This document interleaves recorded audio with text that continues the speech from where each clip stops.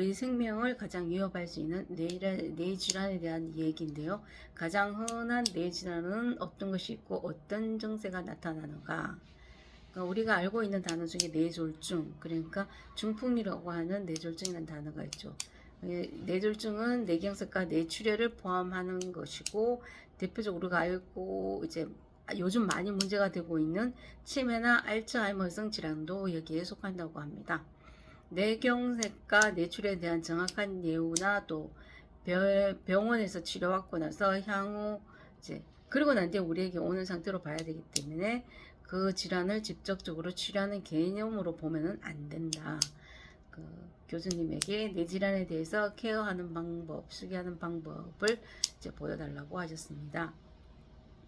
그러니까 뇌경색 또는 여러 가지 후유증으로 오시는 분들은 예후가 좋든 나쁘든 어쨌든 불편한 곳을 케어해 주기 때문에 이제 실기로 보여주신다고 하셨습니다. 100%다 적용하는 게 다 맞지는 않지만 이제 많은 도움은 되죠.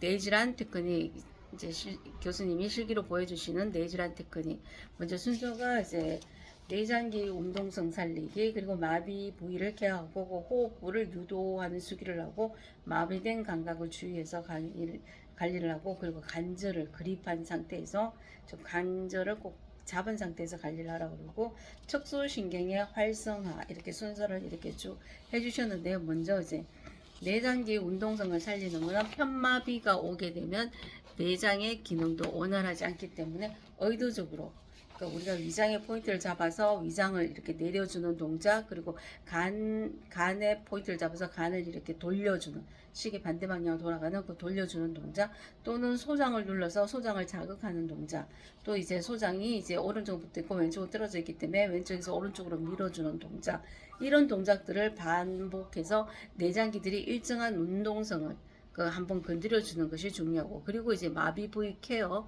그러니까 마비가 된 쪽에 관리된 관절 부분들이 이제 수분이 원활하지 않고 공급되지 않기 때문에 그 주변의 근력이 약해지면서 아탈비 현상이 일어난다고 합니다. 그 주변을 풀어주고 자극을 주면서 그 주변에 근육과 혈액이 몰릴 수 있도록 그 수분이 몰려갈 수 있도록 우리는 그런 풀어주는 동작을 계속 반복해야 되고요. 그 뇌경색 뇌출 중풍성 질환이 오게 되면 우리가 머리 부분을 풀어주는 게 아니라 그 마비가 되거나 불편한 그 조직의 기능적인 요소를 주는 거라고 하셨습니다. 그렇게 하면서 이제 우리가 호흡을 유도를 하는 수기를 해야 되죠. 호흡을 통해서 내장기의 기능을 살려주는 그 동작들을 우리가 할 수 있는 모든 테크닉을 다 적용을 해서 하면 된다고 하셨습니다. 그리고 마비된 감각을 주의하라고 하셨는데 그 중풍이라고 하면 감각적으로 마비될 수가 있고 또 마비될 수 있는데 그 감각이 이제 우리가 따뜻함을 느끼는 감각이라든가 이제 차가운 느끼는 냉각 그리고 촉각 그리고 통증에 대한 감각이 떨어지기 때문에 그 구분이 떨어지기 때문에 반드시 뇌경색이 온 쪽이 아닌 그 반대쪽을 자극을 해주고 그 이 정도의 이제 감각과 그 감각을 이제 반대쪽의 감각으로 테스트를 해야 된다고 하셨습니다. 그러니까 우리가 이제 우리 몸으로 테스트를 하죠. 우리가 어릴 때 애기에게 젖을 먹일 때나 우유를 먹일 때 이제 젖을 먹일 때가 같은 체온이니까 괜찮았지만 우유를 먹일 때는 우리가 타서 이제 그 온도를 우유의 온도를 우리가 우리 손목에다 이렇게 떨어뜨려서 그 온도를 확인을 하고 그리고 이제 애기에게 먹였었죠.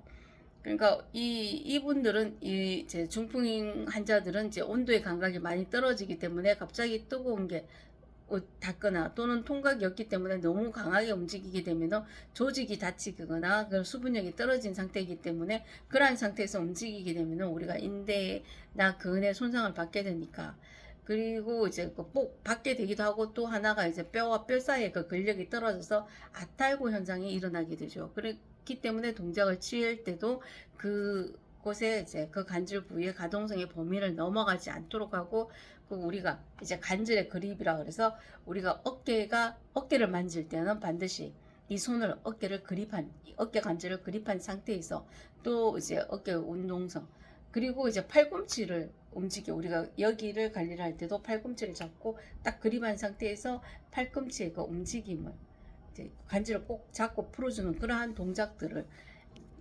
풀어주는데 꼭 그 관절 부위를 꼭 잡고 풀어주는 동작들을 반복해야 한다고 하셨습니다. 그리고 척수신경의 활성화를 얘기하셨는데 엎드려 있을 때 우리가 뱃술 등 뒤에 대뇌장 신경줄기를 뱃술 개념으로 그 척수의 흐름과 동맥의 흐름을 원활하게 해줘서 전체 지배적인 요소의 그 신경적인 요소가 갈 수 있도록 등줄기, 그러니까 척수신경 그 부분에 그 다음 척추를 풀어주는 동작을 많이 해주는 것이 관건이라고 하셨습니다. 그래서 뇌질환 테크닉을 할 때는 일단은 내장기의 운동성을 먼저 살려줘야 되고, 그리고 마비된 부분을 우리가 케어를 하는데 마비된 부분보다 반대쪽을 먼저 만져서 그쪽을 테스트하고 난 다음에 관리를 하고, 그리고 호흡이 잘 안 되니까 우리가 호흡을 유도하는 수기를 해서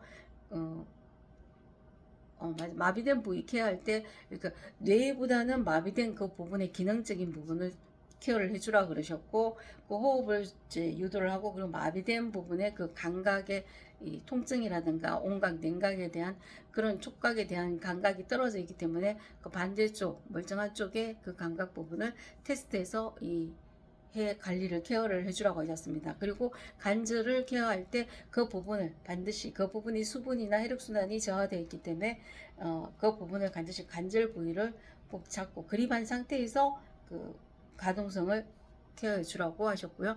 그리고 척수신경을 활성화시키기 위해서는 엎드려 있을 때 배수열 개념으로 척추의 흐름과 동맥의 흐름을 원활하게 해주라. 그래서 척추신경 그리고 척추를 풀어주는 동작을 많이 해주는 것이 관건이라고 하셨습니다.